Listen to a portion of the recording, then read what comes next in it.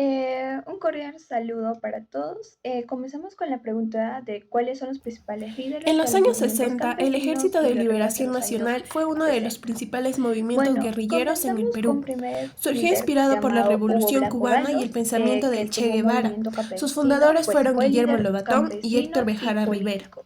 Lobatón En fue los un años abogado y 60 activista no que sé qué lideró acciones encabezó una armadas en fuerte Huancavelica y lucha por la Junín, con reforma el agraria objetivo de iniciar en una el revolución Valle de campesina. la Su Convención ideología, Pilares combinada en el Cusco. guevarismo con el Organizó a los cristianismo campesinos quechuas en revolucionario, fue tomas de abatido por tierras el contra los ejército en hacendados. Una 1966. importancia Héctor acerca de este Bejara, un líder es que sociólogo fue y arrestado y escritor, condenado a también muerte participó luego de directamente en la lucha conmutada. armada Se del convirtió en Ejército de símbolo de Liberación la Nacional. resistencia Fue capturado campesina ese en mismo Perú. año y más El segundo adelante líder sería Luis amnistiado. de la Años Puente después Uceda se en la destacó como guerrilla, intelectual y pues llegó fue a un ser ministro fundador de del movimiento Relaciones de izquierda Exteriores en revolucionario 2021. MIR en Además, es 1962. autor del libro ¿Qué Perú hizo? Pues fue 1965, inspirado por Notas la de una revolución experiencia cubana, guerrillera, donde organizó una reflexiona sobre la guerrilla en lucha la armada. sierra peruana para Aunque el luchar Ejército contra el de sistema Liberación Nacional oligárquico. fue derrotado Importancia más que nada militarmente, se puede decir dejó una que huella este política líder y social murió en importante en la combate en historia del Perú contemporáneo. 1965, pero dejó una fuerte huella en la historia de las guerrillas peruanas. Doy paso a mi siguiente compañero.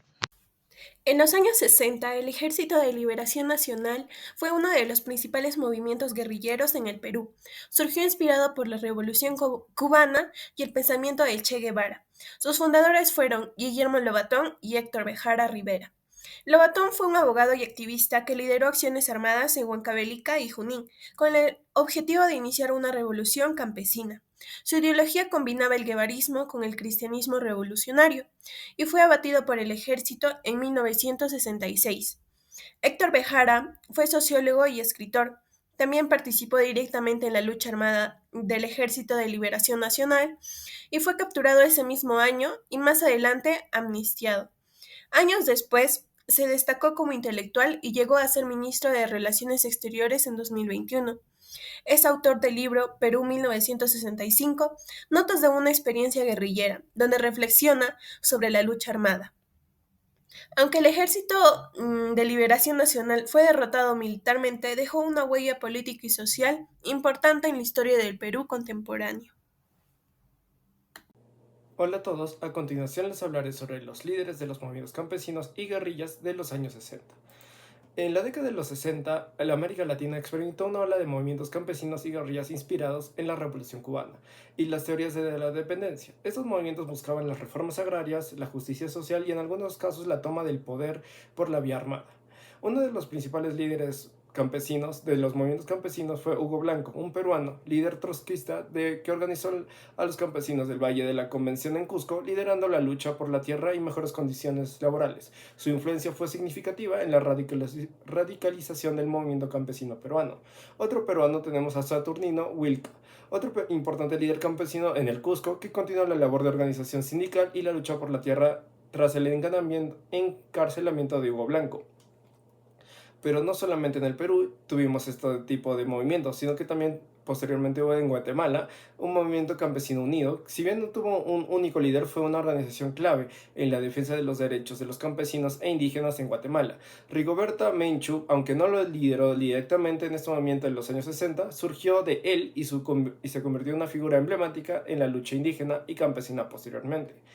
Y pasando a los líderes de guerrillas. Uno muy conocido hoy en día, por así decirlo, sería Ernesto Che Guevara, que tuvo participación dentro de los países de Argentina, Cuba y Bolivia. Aunque su actividad guerrillera fue más emblemática en el país de Cuba, dentro de los años 50 su figura e ideología fueron una gran inspiración para los movimientos guerrilleros en los años 60 y toda Latinoamérica, ya que intentaron replicar su revolución cubana en Bolivia, donde finalmente fue capturado y asesinado en 1967. Otro líder de las guerrillas fue Fidel Castro de Cuba, un líder de la Revolución cubana que triunfó en 1959, marcando un hito e inspirando a muchos otros a tomar la vía armada para lograr cambios sociales y políticos dentro de sus propios países. Otro peruano sería Luis de la Puente Uceda, fundador y líder del movimiento izquierdista revolucionaria, también conocido como el MIR o MIR, en el Perú, que buscaba la creación de un Estado socialista a través de la lucha armada en las zonas rurales. Otro peruano sería Guillermo Labotón, que sería el comandante de las guerrillas del MIR frente a Túpac Amaru, y por último, un uruguayo, Raúl Sendic Autonaccio, fundador del Movimiento de la Liberación Nacional, Tupamaros, en Uruguay, una guerrilla urbana que se caracterizó por sus acciones de alto impacto. Muchas gracias. Muy buen día con todos ustedes. A continuación mi persona dará su crítica barra opinión acerca de una de las obras de Mario Vargas Llosa. En este caso trataremos una de las obras titulada La ciudad y los perros. ¿De qué trata esta obra y por qué la elegí? La ciudad y los perros muestra cómo la disciplina extrema en un colegio militar como lo es el Leoncio Prado destruye la individualidad de sus estudiantes, en este caso los cadetes. La elegí porque Mario Vargas Llosa denuncia la violencia institucional, que es un tema que todavía está vigente en nuestra sociedad. ¿Cuál es la opinión que tengo acerca de los personajes y el entorno en el que se desarrollan? Comenzando con el primero, que se llama el poeta. Él escribe para poder huir del acoso que afronta. El personaje, el jaguar, impone su voluntad en contra de las brutalidades que también afronta. Y por último, el esclavo es el que muere al intentar alzar la voz. Juntos, estos personajes revelan el choque entre el miedo, la resistencia y la complicidad. ¿Cuál es el sistema que se critica en esta novela? Mario Vargas Llosa expone el bullying de manera oficial al intentar forzar un robo de un examen, y esto lo hace con el propósito de encubrir una muerte, mejor dicho, un asesinato. Y con esto él demuestra cómo las instituciones ponen por encima su reputación mucho más antes que la justicia. Y por último, ¿por qué considero que todavía esta es una obra que se lee en la actualidad?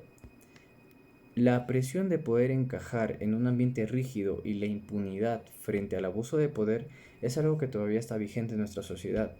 Y además, la vigencia de esta obra se representa en el cine y en los teatros, ya que a través de esto podemos ver cómo la problemática que trata esta obra todavía se puede ver en nuestra sociedad. Gracias.